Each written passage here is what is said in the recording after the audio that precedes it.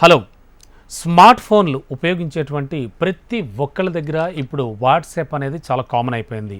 మనం కేవలం మెసేజ్లే కాదు, చిన్న చిన్న వీడియోస్ కావచ్చు, అలాగే చిన్న చిన్న పిక్స్ కావచ్చు, ఎనీ టైప్ ఆఫ్ మొత్తం అన్నింటికీ కూడా చాలా బాగా, అంటే ఒక కంపెనీ నుంచి మరో కంపెనీకి కొటేషన్ పంపడం కానీ, ఇలా ప్రతిదీ కూడా చాలా యూజ్ఫుల్ థింగ్గా వాట్సాప్ అయిపోయింది.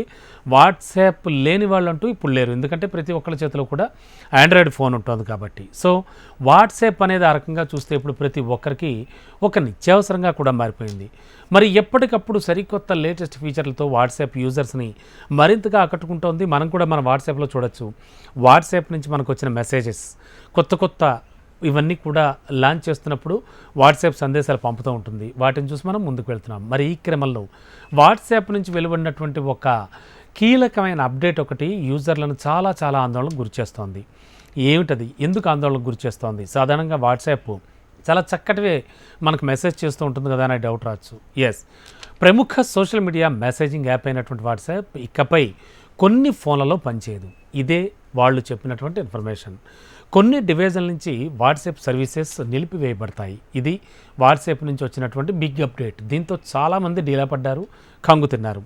అయితే అవే పాత ఫోన్లు ఉపయోగిస్తూ ఉంటే కనుక ఈ అప్డేట్ అనేది మీకు కూడా వర్తిస్తుందని చెప్తోంది వాట్సాప్. ముఖ్యంగా ఆండ్రాయిడ్ లేదా ఐఓఎస్ పాత వెర్షన్ కలిగి ఉన్న ఫోన్లలో వాట్సాప్ సర్వీసెస్ పనిచేయవని కూడా వాట్సాప్ తానే స్వయంగా వెల్లడిస్తోంది. అలాంటి ఫోన్ల నుంచి వాట్సాప్ సేవలు నిలిపివేయబడతాయని తెలియజేస్తోంది.